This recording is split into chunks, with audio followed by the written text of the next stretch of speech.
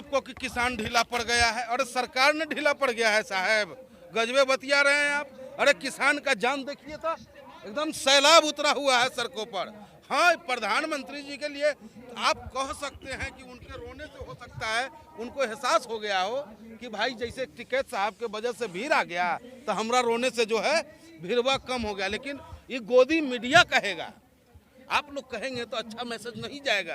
कहे कि आप लोग जो हैं लोकतंत्र के रक्षक हैं और वाकई अपनी जिम्मेदारी को निभा रहे हैं। लोकतंत्र में 4 खंभा है ना साहब, न्यायपालिका, कार्यपालिका, विधायिका और पत्रकारिता। तो चौथा खंभा की जिम्मेदारी पूरी ईमानदारी से निभा रहे हैं आप लोग। आपको धन्यवाद, बधाई। और एकदम शहीद आजम भगत सिंह के कुनबे के आप लोग लग रहे हैं। आप लोग लगते हैं कि लाला लाजपत राय जी के पुण्य आत्मा को शांति देने के लिए वचनबद्ध हैं। लेकिन वो गोदी मीडिया जो है वो क्या करता है, आता है हमारा खाली टेंटवा के फोटो खींच लेता है और उसका फोटोआ वीडियो बना के और दिखाएगा कि किसान है ये नहीं है। अरे आओ न रे गोदिया, आके देख कितना किसान है यहाँ। तो अडानी और अंबानी के गोद में खेलने वाले लोग हमारे किसान की जमीन को ललकार रहा है, गलत कर रहा है। पूरा तो हम विरोध कर रहे हैं बात के। और किसान मजबूत है तो देश मजबूत है, और किसान हमेशा मजबूत रहा और देश हमारा मजबूत रहेगा। इंडिया टीवी ने कल ही अपडेट दी, साहब ने ये कहा कि एमएसपी थी, है और रहेगी। ये भाषण तो हमें 90 दिन सुने हैं कि भाइयों बहनों, अगर 90 दिन में काला धन नहीं ला दिए तो हमको फांसी पर लटका देना। एमएसपी था, है और रहेगा। What is drama, what is dialogue? अरे साहब, एमएसपी तो सबको पता है कि दुइये राज में न था, लेकिन ये जो आंदोलन है पूरे हिंदुस्तान के किसान के लिए ना है। ये आंदोलन जो है हिंदुस्तान के हर उस व्यक्ति के लिए है जिसके दिल में हिंदुस्तान धड़कता है, हर उस व्यक्ति के लिए है जो चाहता है कि हिंदुस्तान मेरा मजबूत रहे और कोई कुपोषण का शिकार ना हो, कोई रोटी के लिए किसी का गुलाम ना हो। उस सोच को लेकर के आंदोलन किया गया है, क्योंकि ये चाहते हैं कि जो गरीबों का और अमीरों की जो दूरी कम हुआ है उसको ज़्यादा करने के लिए अनाज पे कब्जा करना होगा। तो ये अनाज पर कब्जा करने की तैयारी कर रहे हैं, उसके खिलाफ किसान यहाँ खड़ा है।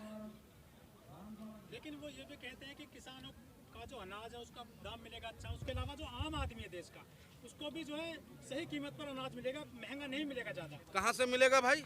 अभी आप एक टमाटर चलिए मेरे गली में आपको 10 रुपये किलो हम दिलवा देंगे। ये बराबर में मॉल है, चलिए 60 रुपये किलो आपको मिलेगा। वही टमाटर जो है 60 रुपये किलो मिलेगा।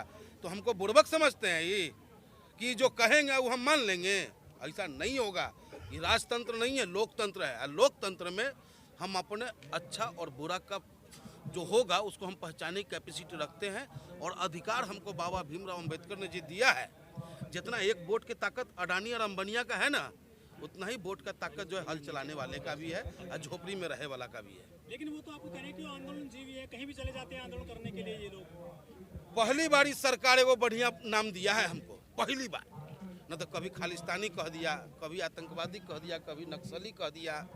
बड़ा पीड़ा होता था, लेकिन आज सीना ठोक के कहते हैं कि हम आंदोलन जीवी हैं, हम फर्जी नहीं हैं। तुम्हारे पूर्वजों की तरह माफी मांगने वाले हमारे पूर्वज नहीं रहे हैं। हमारे पूर्वज तो फांसी के फंदे को चूमा है, तब जाकर के मेरा देश आज़ाद हुआ है। और उस आज़ादी में आज हम सांस ले रहे हैं, तो तुमको पीड़ा हो रहा है। तुम फिर चाहते हो कि हम किसी न किसी के गुलाम हो जाएं। अरे 1857 की क्रांति आप लोगों को याद होगा। उस 1857 की क्रांति से पहले जो है पूरे हिंदुस्तान का बागडोर ईस्ट इंडिया जैसी कंपनियों के हाथ में थी। लेकिन जब आंदोलन हुआ ना साहब, तो अंग्रेज ईस्ट इंडिया से सत्ता हस्तांतरण करके अपने हाथ में ले लिया। लेकिन ये मेरा सरकार, इतना आंदोलन हो रहा है, जबरदस्त आंदोलन है, जन आंदोलन है। ये किसी राजनीतिक पार्टी का आंदोलन नहीं है, हर हिंदुस्तान का दिल इसमें जुड़ा हुआ है आंदोलन से। और बाद भी सरकार के कान पर जू नहीं रेंग रहा है, और ये आज भी जो है हिंदुस्तान की ताकत को व्यापारी के हाथ में देना चाहता है, जिसका विरोध किसान करता है, करता रहेगा जब तक ये 3 काला कानून वापस नहीं हो जाता। मोदी साहब खुद खुलकर सामने आ गए हैं किसान आंदोलन को लेकर के। वो हर सवाल का जवाब दे रहे हैं किसानों की। कहाँ दे रहे हैं जवाब? कहाँ दे रहे हैं जवाब? उसी राज्यसभा में प्रोफेसर राम गोपाल यादव जी ने बारीकी से समझाने का काम किया कि इस हिंदुस्तान में 70% किसान ऐसे हैं हमारे साहब जिनके पास 2 से 3 बीघा जमीन है। वो कौन से मंडी में जाके माल बेचेंगे भाई? अखिलेश जी एक्सप्रेसवे बनवा दिए, एक्सप्रेसवे के किनारे किनारे मंडी हाउस बनना था, सारा मंडी का काम स्थगित करवा दिए। तो कहाँ हमारा किसान भाई माल जाके बेचेगा भाई? ये तो बताइए। तो इस सरकार जो है कहती कुछ है करती कुछ है, इनके कथनी और करनी में सदैव फर्क रहा है।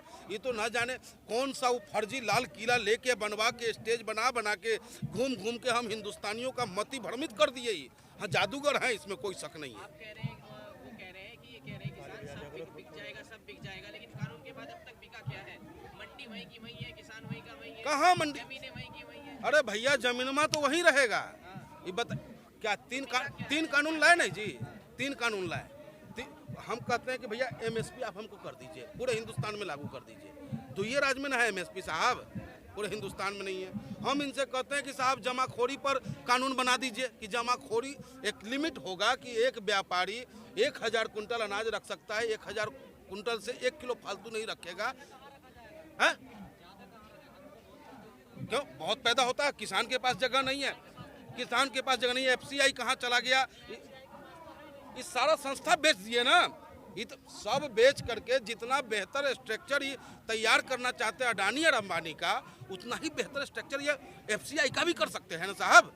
आज वो जियो के चक्कर में बीएसएनएल का क्या हाल हुआ है, ये हम आपके सामने ना है। सस्ता भी तो मिला ना। आज कितना सस्ता मिल रहा है जियो? कै रुपया? महंगा होगा। कै रुपया कर दिया है। बहुत बढ़िया। ये सरकार जो है आपको चोंगा से कहते हैं, चोंगा से लग्घी से पानी पिलाने वाली बात, लग्घी से कभी पानी कोई पिया है? तो ये लग्घी से पानी पिलाना चाहता है, लग्घी से पानी कोई नहीं पिया है साहब। ओस चटने से प्यास नहीं बुझा है साहब। ये सरकार जो हमको ओस से प्यास जो बुझवाना चाह रहा है, आज तक जो भी बात ही किए हैं हमारे साथ, जो भी वादा किया हमारा हिंदुस्तानी के साथ, ये भी अगर पूरा किए होंगे तो हम इनके खिलाफ बोलना बंद कर दें। बहुत बढ़िया, बहुत बढ़िया जी। किसानों के खाते में डायरेक्ट अकाउंट में पैसे आते हैं। 15 लाख आ गए। वो भिखारी बनाना चाहते हैं हमको। अरे हम देश के मालिक ना हैं। वो 2000 रुपया दे के हमको भिखारी समझ रहे हैं और हमारे माल पर ऐश कर रहे हैं। हमको कहते हैं खिलौना बनाओ, कुत्ता पालो, और ओकरा कमाई से वो हवाई जहाज पर दौड़ेंगे। उनका एक दिन का 24 घंटे का 1,65,00,000 रुपया खर्चा है उनके सुरक्षा पर। आप समझते हैं बात को? प्रधानमंत्री सुरक्षा तो होगी उनकी। भाई प्रधानमंत्री आप हैं, लेकिन जन के प्रधानमंत्री ना है। आप ऐसा काहे कर्म करते हैं कि आप इतना सुरक्षा रखे पड़ रहा है आपको? अरे हम नेता है तो खुला न रहेंगे, जनता के बीच जाके जनता की सुनेंगे ना, जनता का दर्द जानेंगे कि नहीं जानेंगे? संसद में ये बात आई है कि जिसको मानना है वो कानून माने, किसी पे कोई जबरदस्ती नहीं है। तो आप क्यों नहीं जा रहे अपने घर? हाँ, बहुत बढ़िया बात कह दिया आप। तो जिसको मानना है मान ले। अरे भाई ऐसा ही तो हुआ था वो टाइम भी, जब ईस्ट इंडिया आया था जी। ईस्ट इंडिया जब आया तो कहा कि भाई जिसको इससे व्यापार करना है करो, और नहीं करना है नहीं करो। लेकिन आप सोचिए, पहले भी हम कहे कि हिंदुस्तान में 50% 60% लोग ऐसे हैं जो 2 बीघा 1 बीघा 3 बीघा के जो तनिया हैं जी, और जो कुछ लोग जमींदार हैं जिन पे 500-400 एकड़ जमीन है। अगर मान लीजिए 500 एकड़ वाला कॉन्ट्रैक्ट कर लिया, और भी कॉन्ट्रैक्ट कितने दिन का है? 25 साल का है जी। जबकि हम लोग पट्टा पर भी बटैया भी देते हैं तो साल 2 साल 3 साल का देते हैं, उसके बाद किसी और को दे देते हैं कि कहीं वो कब्जा न कर ले मेरा जमीन। अभी 25 साल उसमें बोएगा धनिया, हमको चाहिए गेहूं, तो हम कहाँ जाएंगे? केरला लेने?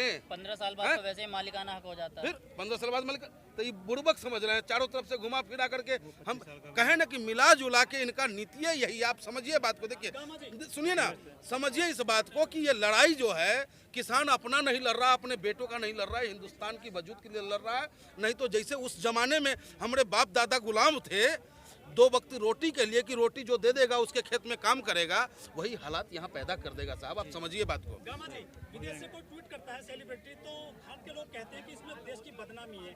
और जब वो रात वाला मामला होता है, बिटिया को जला दिया जाता है रात में, तब किसी को बदनामी नहीं दिखती हमारे देश में। ये हमारे सरकार का बड़ा विडंबना है, समझ गए ना साहब। इस सरकार जब से आया है, इनको हाउ डू ट्रम्प और हाउ डू मोदी करने के लिए और कोरोना लाने के लिए बड़ा जल्दी था है?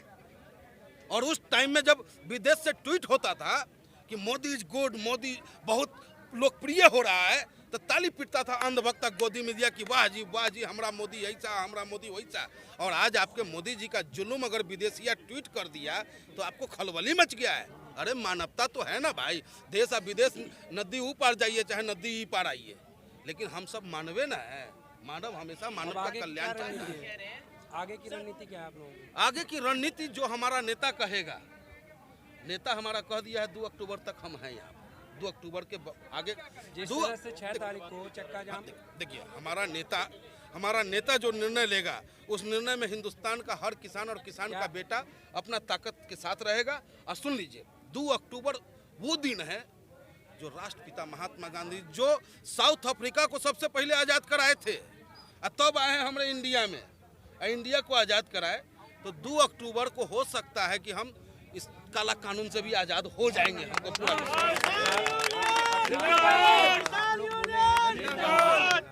क्या उससे आम पब्लिक को परेशानी नहीं होगी? जो पश्चिमी उत्तर प्रदेश में, हरियाणा में, पंजाब में जो खाप पंचायतें हो रही हैं, लाखों लोग उन पंचायतों में आ रहे हैं, कितना से डाल पाएंगे चुनाव में? ये देखिए, चुनाव होती रहेगी, सत्ता आता रहेगा, जाता रहेगा। अभी हमारा मकसद चुनाव को प्रभावित करना नहीं है। हमारा मकसद तो है ना, जो बिल्कुल, हम सब वोटर हैं, लेकिन इस सरकार के कान पर जू काहे नहीं रेंग रहा है? इसका एगो और खेल है, क्या कि चुनाव जैसे ही हो जाएगा ये फिर कोनो गुफा में चले जाएंगे और वहाँ से ईवीएम हैक हो जाएगा। इस चक्कर में इनके कान पर जू नहीं रेंग रहा है। आने वाले टाइम में हिंदुस्तान के लोकतंत्र को बचाने के लिए ईवीएम के खिलाफ भी कार्रवाई होगी।